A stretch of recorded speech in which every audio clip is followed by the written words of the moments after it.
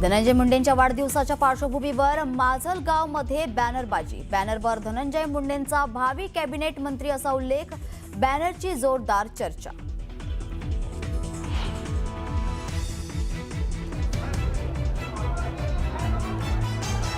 फुटीर खासदारांना उद्धव ठाकरेंचा संसदीय पक्षाकडून पत्र।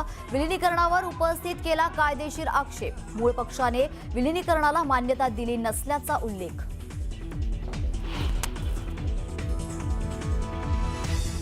पुणे जिल्ह्यात एटीएसची 65 ठिकाणी छापेमारी। येरवडा, पिंपरी चिंचवडसह कोंढव्यात एटीएसचा छापा। शहजाद भट्टीच्या संबंधांच्या संशयावरून एटीएसची कारवाई।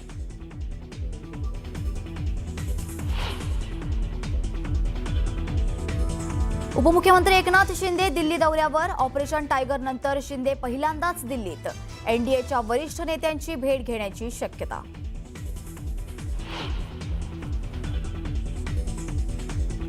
मोशी कचरा डेपो दुर्घटना प्रकरणी एएलआर कंपनीच्या 2 अधिकाऱ्यांवर सदोष मनुष्यवधाचा गुन्हा।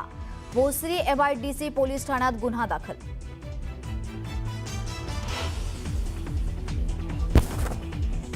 मोशी कचरा डेपो दुर्घटना प्रकरणी उच्चस्तरीय चौकशी समिती स्थापन। 2 अधिकाऱ्यांना कारणे दाखवा नोटीस।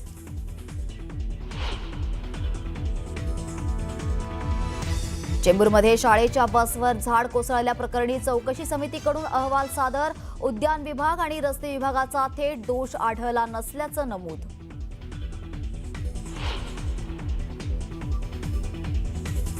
संत तुकोबांच्या पालखीचं वरवंडहून उंडवडी गवळ्याचीकडे प्रस्थान, तर माऊलींची पालखी जेजुरीहून वाल्हेकडे मार्गस्थ।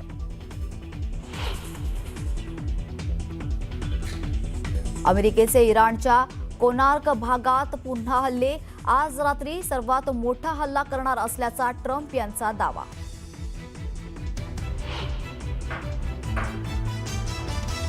इराणचंही अमेरिकेच्या हल्ल्याला जोरदार प्रत्युत्तर। कुवेतच्या अमेरिकन तळांवर आणि तेल डेपोंना इराणनं केलं लक्ष्य।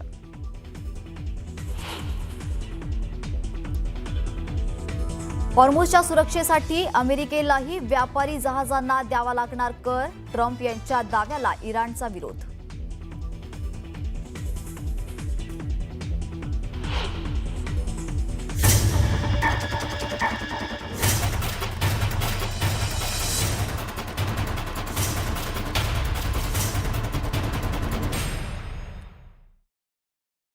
न्यूज 18 मराठीमध्ये आपल्या सर्वांचं स्वागत। बुलेटिनच्या सुरुवातीलाच महत्त्वाची बातमी आहे।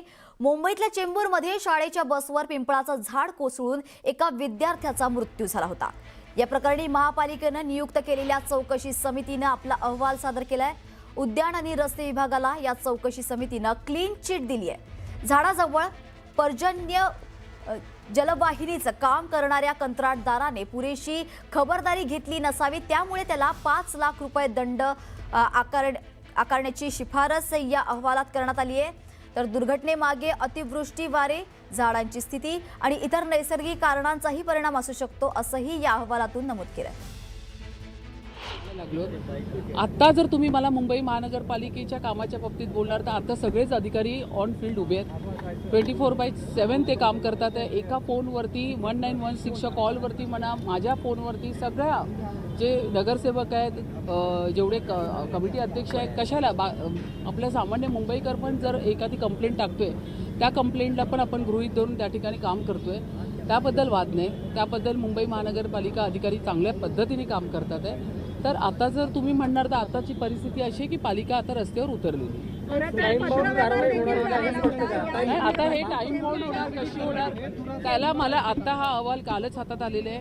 आज माझ्या बऱ्याच आता हे सगळ्या उद्घाटन आहे। उद्या किंवा परवा मी हेड ऑफिसला गेल्यानंतर ह्याची पूर्ण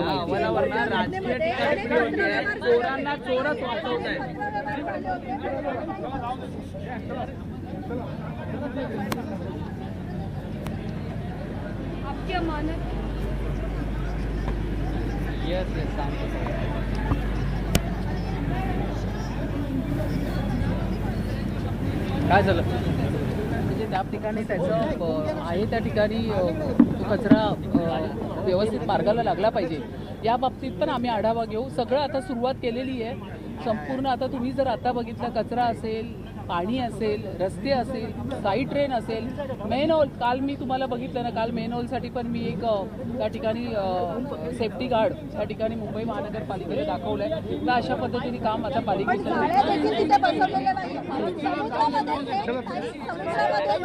मी एक मिनिट तुमचं झालं तुमचं झालेलं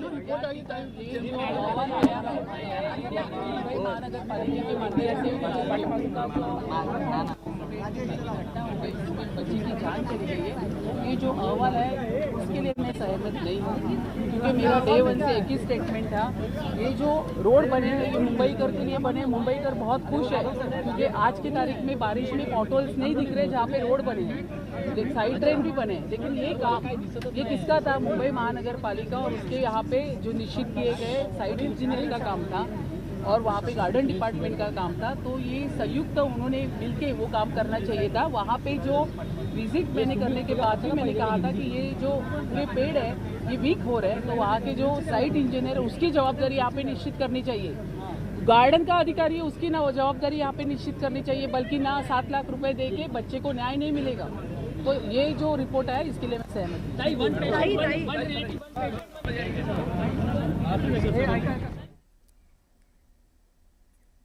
यानंतर एक महत्त्वाची बातमी आहे। राजकीय वर्तुळातून शिवसेना उद्धव ठाकरे यांच्या संसदीय पक्षाकडून फुटीर खासदारांना पत्र देण्यात आलेलं आहे। तुम्ही एकनाथ शिंदे यांच्या पक्षात विलीन झाल्याचं बातम्यांच्या माध्यमातून समजल्याचं या पत्रात नमूद करण्यात आलंय। तर तुम्ही एकनाथ शिंदे यांच्या पक्षात विलीन झाल्याचं चित्र निर्माण केलं जात असल्याचा मुद्दा देखील मांडण्यात आलेला आहे। तर घटनेच्या कलम 10 अंतर्गत तुम्हाला कुठल्याही पक्षात विलीन होता येणार नसल्याचं या पत्रात मुद्दा उपस्थित करण्यात आलेला आहे। यासोबतच शिवसेना उद्धव बाळासाहेब ठाकरे पक्षाने मूळ पक्ष म्हणून विलिनीकरणाला मान्यता दिली नसल्याचा देखील मुद्दा या ठिकाणी उपस्थित करण्यात आलेला आहे। दरम्यान कायदेशीर लढाईच्या अनुषंगानं या पत्राला महत्त्व प्राप्त झालंय।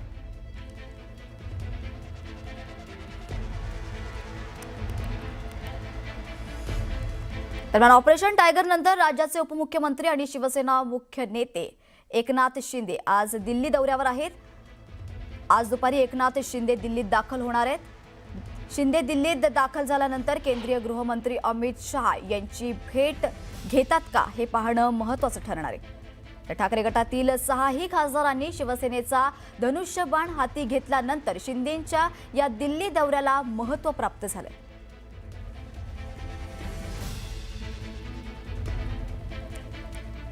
भाजपचे आमदार सुरेश धस यांनी शरद पवारांच्या राष्ट्रवादीचे नेते जयंत पाटील यांना थेट इशारा दिलाय। जयंत पाटील यांनी माझ्या नादी लागू नये, मला डिवचल्यास सोडणार नाही असा इशारा सुरेश धस यांनी दिलाय। मवियाच्या सरकारच्या काळातील जलसंपदा विभागातील कामांच्या मुद्द्यावरून सुरेश धस यांनी जयंत पाटलांना चांगलंच धारेवर धरलंय। तसेच महालक्ष्मी कुणाची संस्था आहे आणि त्यांच्यामध्ये कोणाला किती वाटा आहे, कोण डायरेक्टर आहेत हे पुढच्या अधिवेशनाच्या पहिल्या दिवशी तुम्हाला कळेल असा थेट इशारा जयंत पाटलांना सुरेश धस यांनी दिलाय। मला वाटतं त्यांनी माझ्या नादी लागू नये। मी सोपा डावसायचा माणूस नाही। मी जर उलटा फिरलो तर तुम्हाला सुद्धा नीट सोडणार नाही। जयंत पाटलांनी ते तिकडं बघायचं, ती दादागिरी त्यांची ती नौटंकी बोलण्याची आणि त्याच्यानंतर याच्यात बोलायचं। तुम्हाला जेवढं जमतं ना, देवाने तुम्हाला जेवढं दिलंय त्याच्यापेक्षा 1% आमच्या देवाने सुद्धा आपल्याला जास्त दिलेलं आहे। तुम्हाला बाकीचे लोक गप्प बसत असतील, आम्ही गप्प बसणार नाही। तुम्ही आमच्या इथं येऊन डवचण्याचे काम करताना आम्ही बी तुम्हाला डिवचू, सापडतील ना ते बी। या महाराष्ट्र राज्यामध्ये मागचं मवियाचं जे सरकार होतं त्या सरकारच्या कालावधीमध्ये कोण जलसंपदा मंत्री होतं, ज्यांच्या कालावधीमध्ये जिओ टॅगिंगचा GR झाला, त्या जिओ टॅगिंगच्या GRच्या नावाखाली या महाराष्ट्राची किती लूट झाली हे सुद्धा पुढच्या अधिवेशनात पहिल्या दिवशी बघा। हे महालक्ष्मी सारखी कोणाची संस्था आहे, कोणाचं रजिस्ट्रेशन आहे, त्याच्यामध्ये कोणाचा किती वाटा आहे, कोण डायरेक्टर आहेत हे सुद्धा पहिल्या दिवशी कळल। ते म्हणले ना पहिल्या दिवशी हे कळल, हे बी पहिल्या दिवशी कळल जयंत पाटलांना।